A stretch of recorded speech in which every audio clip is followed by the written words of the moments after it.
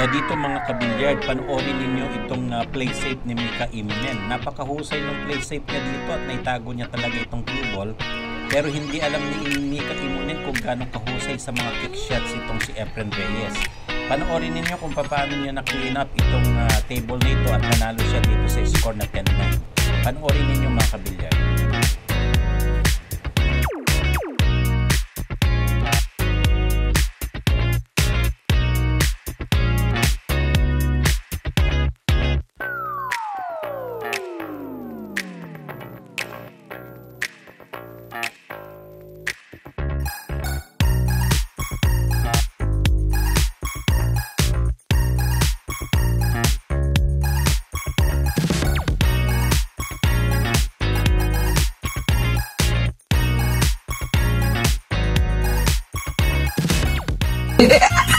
Talo!